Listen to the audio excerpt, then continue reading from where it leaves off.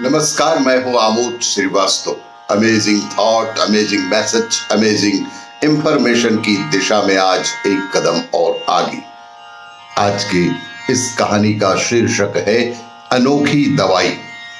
आपको ये मेरा वीडियो अच्छा लगे तो लाइक करें, शेयर करें और लाल बटन दबाकर सब्सक्राइब अवश्य करें। साथ ही बेल आइकन दबाना बिल्कुल ना भूलें। आज के इस चिंतन का विषय अनोखी दवाई। काफी समय से दादी की तबीयत बेहद खराब थी। घर पर ही 2 नर्स उनकी देखभाल करती थीं। डॉक्टरों ने भी अपने हाथ उठा दिए थे और कहा था कि जो भी सेवा करनी है कर लीजिए, दवाइयां अपना काम नहीं कर रही हैं। डॉक्टरों ने घर के बुजुर्गों को स्पष्ट कह दिया था कि अब दादी के ऊपर दवाइयों का कोई भी असर नहीं हो रहा है और आप सभी को उनकी जितनी भी और जिस तरह की सेवा करनी है आप कर लीजिए। उसने घर में बच्चों को हॉस्टल से बुला लिया। काम के कारण दोनों मियां बीवी काम पर चले गए। दोनों बच्चे बार बार अपनी दादी को देखने जाते। दादी ने आंखें खोली तो बच्चे दादी से लिपट ही गए। असीम प्रेम, असीम आनंद दोनों ही पक्ष में, दोनों ही के आंखों में स्पष्ट दिख रहा था। दादी पापा कहते हैं कि आप बहुत अच्छा खाना बनाती हैं। उनमें से एक ने कहा कि दादी पापा कहते हैं कि आप बहुत अच्छा खाना बनाती हैं, हमें हॉस्टल का खाना अच्छा नहीं लगता है। क्या आप हमारे लिए आज खाना बनाओगी? नर्स ने बच्चों को डांटा और बाहर जाने को कहा। अचानक से दादी उठी और नर्स पर बरस पड़ी। आप जाओ यहां से, मेरे बच्चों को डांटने का हक किसने दिया है? दादी एकदम से नाराज हो गई और कहने लगी कि यहां से आप जाओ, मेरे बच्चों को डांटने का हक किसी का नहीं है और खबरदार अगर बच्चों को डांटने की भी कोशिश की, वे यहीं रहेंगे और मेरे पास ही रहेंगे। नर्स ने कहा, कमाल करती हैं आप, आपके लिए ही तो हम बच्चों को मना कर रहे हैं। बार बार आते हैं, तुमको देखते हैं और डिस्टर्ब करते हैं।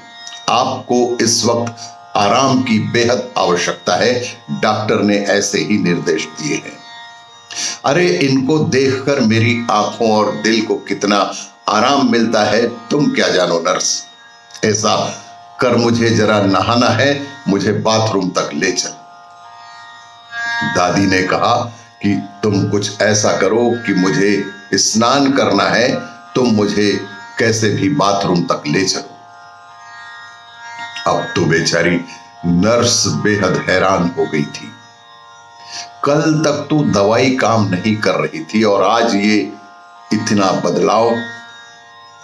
डॉक्टर ने भी हाथ खड़े कर दिए थे कि अब दवाइयों का कोई भी असर नहीं हो रहा है, लेकिन आज ये इस तरह का परिवर्तन देख नर्स बेहद आश्चर्यचकित रह गई। सब समझ के बाहर था। जैसे नहाने के बाद दादी ने नर्स को खाना बनाने में मदद करने को कहा। पहले तो वह मना करती रही, फिर कुछ सोचकर वह मदद करने लगी कि चलो कोई बात नहीं, बुजुर्ग महिला है, उसकी भी इच्छा पूरी करते हैं। खाना बनने पर बच्चों को बुलाया और रसोई में ही खाने को कहा। दादी हम जमीन पर बैठकर खाएंगे। बच्चों ने कहा कि दादी हम जमीन पर ही बैठकर खाएंगे, आपके हाथ से मम्मी तो टेबल पर खाना देती है और खिलाती भी नहीं। दादी के चेहरे पर जैसे खुशी का भंडार दिखने लगा था। दादी के चेहरे पर ऐसी असीम खुशी थी, वह बच्चों के पास बैठकर उन्हें बहुत ही प्रेम से खिलाने लगी। बच्चों ने भी दादी के मुंह में निवाले दिए। दादी की आंखों से आंसू बहने लगे। दादी तुम रो क्यों रही हो? एक बच्चे ने पूछा कि दादी तुम रो क्यों रही हो? कोई दर्द हो रहा है क्या? मैं आपके पैर दबा दूं? दादी ने कहा कि अरे नहीं, ये तो बस तेरे बाप को याद कर आ गए आंसू हैं। ये तो तेरे पिताजी को याद करके आंसू आ गए, वो भी ऐसे ही खाता था मेरे हाथों से। पर अब कामयाबी का भूत ऐसा चढ़ा है कि खाना खाने का भी वक्त नहीं निकाल पा रहा, और ना ही मां से मिलने का समय। तब बच्चों ने कहा कि दादी तुम ठीक हो जाओ, हम दोनों आपके ही हाथों से खाना खाएंगे। और पढ़ने कौन जाएगा? दादी ने बच्चों से पूछा कि और पढ़ने कौन जाएगा? तेरी मां रहने देगी क्या तुमको यहां पर?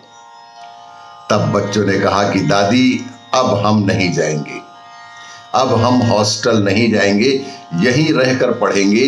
दादी ने बच्चों को सीने से लगा लिया और बेहद स्वस्थ भी नजर आ रही थी। नर्स ने इस इलाज को कभी पढ़ा ही नहीं था जीवन में।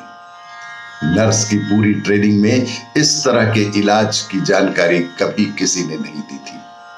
अनोखी दवाई थी अपनों का साथ, अनोखी दवाई थी अपनों का साथ, हिल मिलकर रहने की ये खुशी। दादी ने नर्स को कहा कि आज के डॉक्टर और नर्स क्या जाने कि भारत के लोग 100 साल तक निरोगी कैसे रहते थे।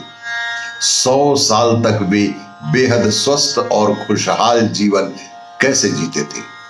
छोटा सा गांव, सुविधा कोई नहीं, हर घर में गाय, खेत के काम, कुएं से पानी लाना, मसाले कूटना, अनाज दलना, दही बिलोना, मक्खन निकालना।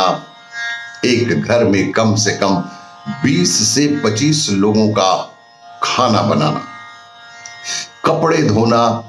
कोई उस समय मिक्सी भी नहीं थी, ना ही कोई वॉशिंग मशीन या कुकर हुआ करता था। फिर भी जीवन में कोई रोग नहीं था। उस दौर में किसी के भी शरीर में कोई रोग नहीं था। मरते दिन तक चश्मे नहीं और दांत भी सलामत हुआ करते थे। ये सभी केवल परिवार का प्यार मिलने से होता था। नर्स तो यह सुनकर जैसे हैरान ही रह गई और दादी दूसरे दिन से बेहद स्वस्थ और ठीक हो गई। तो आइए हम भी बने ऐसे ही दवाई कि कोई भी घर परिवार में बुजुर्ग रोगी ना रहे और बेहद खुशहाल परिवार के साथ सारे बुजुर्ग स्वस्थ रहें। आपको ये मेरा वीडियो अच्छा लगे तो लाइक करें, शेयर करें और सब्सक्राइब अवश्य करें। धन्यवाद।